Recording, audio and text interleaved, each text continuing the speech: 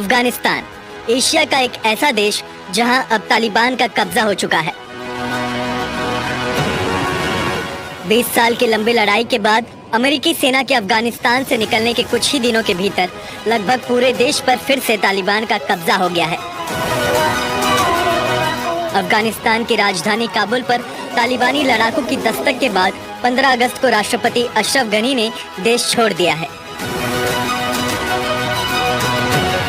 अफगानिस्तान का नाम लेते ही अक्सर लोगों को तालिबान के आतंक की याद आ जाती है, क्योंकि यहाँ शुरू से ही तालिबान का आतंक रहा है।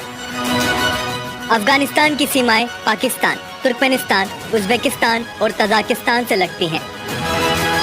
अफगानिस्तान के राष्ट्रपति अशरफ गनी के देश छोड़ते ही तालिबान लड़ाके काबुल में घुस गए हैं। बताया जा रहा है कि राष्ट्रपति गनी तजाकिस्तान भागे हैं।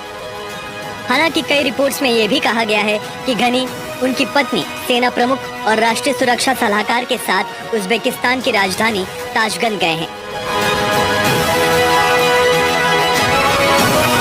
इस बीच अमेरिकी दूतावास के पास 2 बड़े धमाकों की खबर है।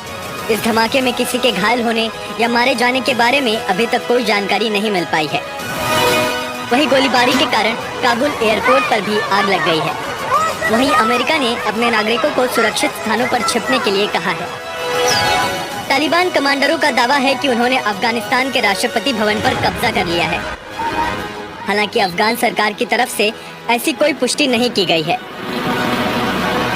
वहीं तालिबान ने यह भी कहा है कि अफगानिस्तान में सत्ता हस्तांतरण के लिए कोई भी अंतरिम सरकार नहीं बनाई जाएगी।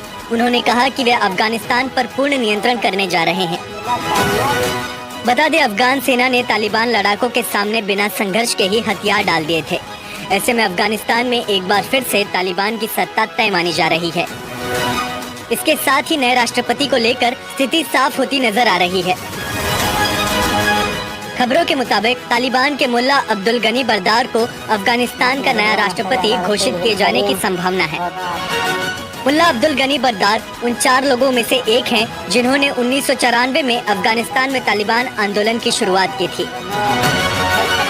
2012 के अंत तक मुल्ला बरदार के बारे में बहुत कम चर्चा होती थी। हालांकि उनका नाम तालिबान कैदियों की सूची में सबसे ऊपर था, जिन्हें शांति वार्ता को प्रोत्साहित करने के लिए अफगान रिहा करना चाहते थे। बता दें, भारत ने काबुल से अपने सैकड़ों अधिकारियों और नागरिकों को निकालने के लिए आकस्मिक योजनाएं बनाई हैं। अफगानिस्तान की राजधानी काबुल से 129 यात्रियों को लेकर एयर इंडिया का विमान AI-244 रविवार को दिल्ली पहुंचा था। वाकई में अफगानिस्तान में हालात काफी नाजुक हैं। पूरी दुनिया मौन हो